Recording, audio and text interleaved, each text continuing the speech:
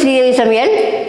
இன்றைக்கி நம்ம சமையல் என்ன செய்ய போகிறோம் அப்படின்னா, இன்றைக்கி வந்துங்க இட்லி தோசைக்கு பொருத்தமான ஹோட்டல் ஸ்டைலில் அரைச்சி விட்ட டிஃபன் சாம்பார் தான் செய்ய போகிறேங்க. இந்த டிஃபன் சாம்பார் செய்யறதுக்கு தேவையான பொருட்கள் என்னென்ன, அதை எப்படி செய்கிற அப்படிங்கிறத வந்துங்க இந்த வீடியோவில் கொடுத்துருக்கேன். வாங்க அந்த வீடியோக்குள்ளே போய் பார்க்கலாம். அதுக்கு வந்து அரை கப் அளவு துவரம்பருப்பு எடுத்துக்கணுங்க. அரை கப்பு துவரம்பருப்பு எடுத்துக்கணுங்க, அதை போட்டுக்கலாம். 2 ஸ்பூன் அளவுக்கு பாசிப்பருப்பு எடுத்துக்கணுங்க, அதை போட்டுக்கலாம். இது வந்து தண்ணி ஊற்றி நல்லா கழுவி எடுத்துக்கலாங்க. பருப்பு வந்து கழுவி எடுத்துகிட்டு வந்துட்டேன். பருப்பு வந்து குக்கரில் ஓட்டலாங்க.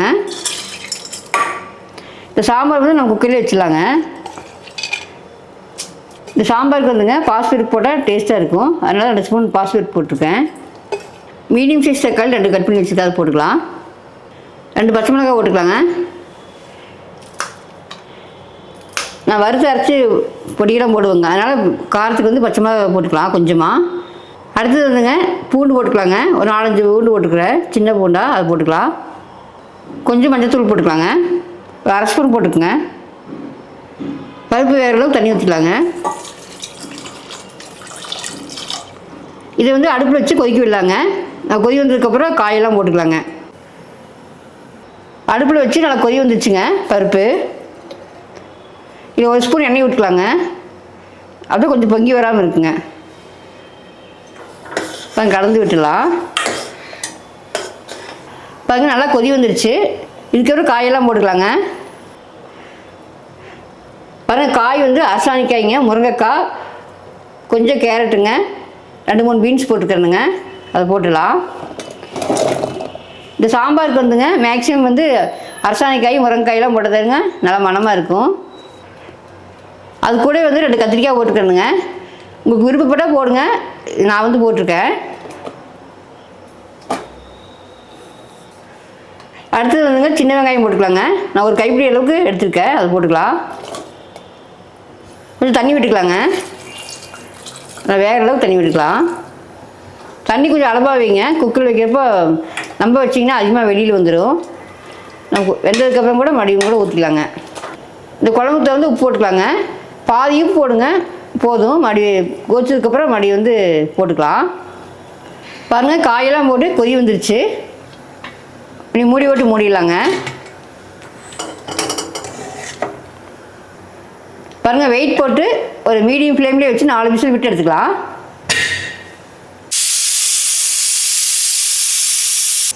பாருங்கள் குக்கரில் வந்து நான் சவுண்டு வந்து ஆஃப் பண்ணியிருக்கேன். அதுக்கு இடையில் வந்துங்க இந்த குழம்புக்கு வந்து ஒரு மசாலா அரைச்சிக்கலாங்க. கொத்தமல்லி சீரகமெல்லாம் வறுத்து அரைச்சிக்கலாம். 1 ஸ்பூன் எண்ணெய் ஊற்றிக்கலாங்க. அதில் வந்துங்க 1 ஸ்பூன் அளவுக்கு கடலைப்பருப்பு போட்டுக்கலாங்க. கடலைப்பருப்பு வந்துங்க 2-3 செகண்ட் வந்து லைட்டாக பரட்டி விடலாம். அதுக்கப்புறம் வந்துங்க கொத்தமல்லி வந்து 2 ஸ்பூன் அளவுக்கு போட்டுக்கலாம். அதுக்கடுத்தது வந்துங்க சீரகம் 1 ஸ்பூனுங்க, அரை ஸ்பூன் மிளகு போட்டுக்கலாங்க. பெருங்காயம் வந்து குட்டி குட்டியாக 3 கட்டி போட்டுக்கிறேனுங்க, அது போட்டுக்கலாம். பெருங்காயம் வந்து நான் கட்டியாக இருந்தங்காட்டி இப்போ போட்டுக்கிறேங்க வறுக்கிறப்போ.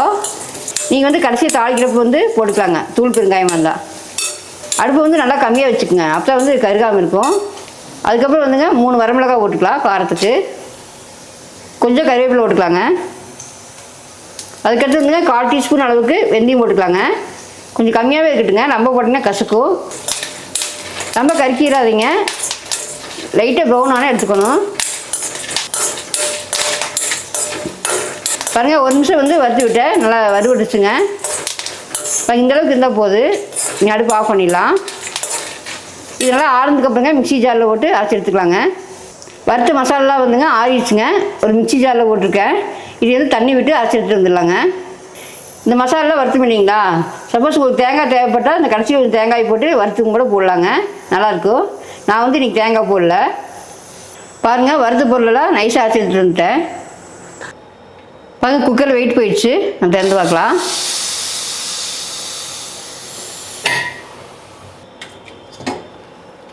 பாருங்கள் பருப்பு காயும் நல்லா வெந்துச்சுங்க. ஒரு 4 விசில் விட்டேன், நல்லா வெந்துச்சு. இதுக்கப்புறங்க அடுப்பு பற்ற வச்சுக்கலாங்க. இதுக்கப்புறம் வந்துங்க அரைச்ச மசாலா வந்து நம்ம ஊற்றிடலாம். அந்த மிக்ஸி ஜார்லேயே கொஞ்சம் தண்ணி விட்டுங்க, நம்ம கலந்து ஊற்றிடலாம். மசாலா ஊற்றிங்க நல்லா கலக்கி விடுங்க. ஒரு 2 நிமிஷம் கொதிக்கட்டுங்க. மசாலா ஊற்றினோடனே இந்த குழம்பு வந்து நல்லா திக்னஸ் ஆகிடுச்சு பாருங்கள். கலர் நல்லா மாறிடுச்சு. இந்த டிஃபன் சாம்பாருங்க அரைச்சி விட்டு செஞ்சால் ரொம்ப நல்லா இருக்குங்க. ஹோட்டல் ஸ்டைல் இருக்குங்க இந்த டேஸ்ட்டு. மஞ்சள் பூசணியெல்லாம் போடுறோம் இல்லைங்களா, ஆசானிக்காய், அதெல்லாம் வந்து நல்லா இருக்குங்க ரொம்பவே. இதுக்கப்புறம் வந்துங்க லைட்டாக உப்பு போட்டுக்கலாங்க. முதல்ல கொஞ்சம் உப்பு போட்டுருக்குறோம், கொஞ்சம் போட்டுக்கலாம் குழம்புக்கு. பாருங்கள் மசாலா ஊற்றி 2 நிமிஷம் கொதிக்க விட்டேன். நல்லா கொதி வந்துச்சுங்க. மசாலாந்து ஒரு பச்சை வாசனையும் போயிடுச்சு. இதுக்கப்புறம் வந்துங்க சின்ன எலுமிச்சம்பழம் சைஸ் அளவுக்கு புளி ஊற வச்சு நான் கரைச்சி வச்சுருக்கிறேன், அதை ஊற்றிக்கலாம். புளி வந்துங்க மசாலா கொதிச்சதுக்கப்புறம் தான் ஊற்றுருங்க, முதலே ஊற்றக்கூடாது. போட்டு கலக்கி விட்டுலாங்க. குழம்பு கொதிச்சிட்டு இருக்குதுங்க. நமக்கு இடையில வந்து ஒரு தாளிப்பு கொடுத்துடலாங்க. ஒரு 2 டேபிள் ஸ்பூன் அளவுக்கு எண்ணெய் ஊற்றிக்கங்க. எண்ணெய் காஞ்சிச்சுங்க. கடுகு போட்டுக்கலாம். 4 வரமிளகா போட்டுக்கலாங்க. நான் குண்டு மிளகா போட்டுக்கிறேன், அது போட்டுக்கலாம். ஒரு 10 சின்ன வெங்காயம் கட் பண்ணி வச்சுக்கிறேங்க, 2 அது போட்டுக்கலாங்க. கொஞ்சம் கருவேப்பிலை போட்டுக்கலாங்க. நீங்கள் கட்டி பெருங்காயம் இல்லை அப்படின்னா தூள் பெருங்காயம் வந்து இந்த ஸ்டேஜில் போட்டுக்குங்க. பாருங்கள் வெங்காயமெல்லாம் வதங்கிடுச்சு. நம்ம எடுத்து கொட்டிடலாம் குழம்புல. தாளிச்சு வந்து கொட்டிடலாங்க குழம்புல.